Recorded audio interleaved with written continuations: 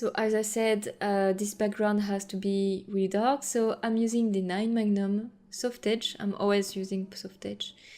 And for the ink, this is the black outlining and the Stone Age Grey. And I'm pushing hard on my needle to have something really saturated, something really dark.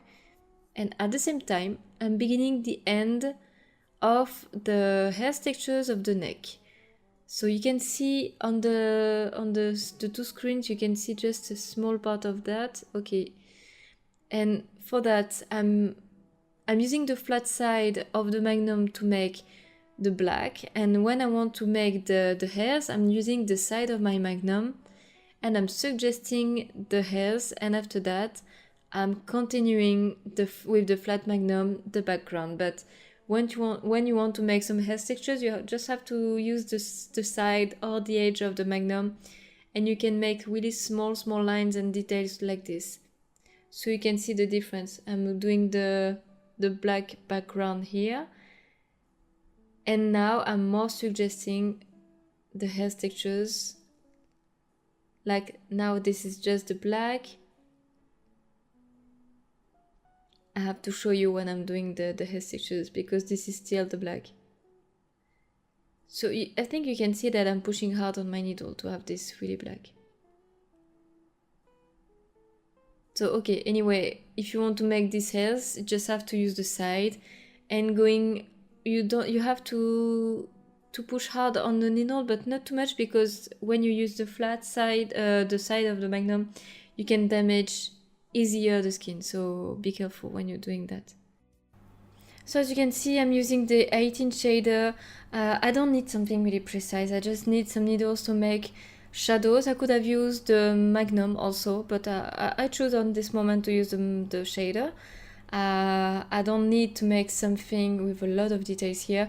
If I needed to, I will take some sharper needles after on the top to add more details, but for the moment this one is really cool. So we are getting closer to the end of this second part. So see you just after for the third part. So as I made enough for the background now, continue with the 5 liner and the black outlining, and I'm starting tattooing the nose. So the nose is a little more complex than typical nose because you have different nuances on the small parts. Actually, you have this cat had like a design, if I can say that, like this on the nose. So I had to think about a lot how I should make it. So first of all, as always, I'm beginning with the darkest part. So I'm making the outlines of all the nose. The liner is the best solution for that because this is the sharpest one to make all this. I could have used 3 liner also, which could be good, but 5 liner was enough for this size.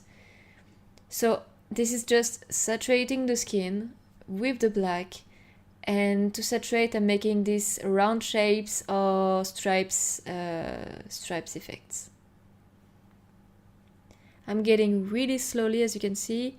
I'm putting some touch up first. I don't want to be too hard on some places. Sometimes I'm just making like the outlines not too dark, and after that when I'm sure about what I'm doing, I can push a little harder.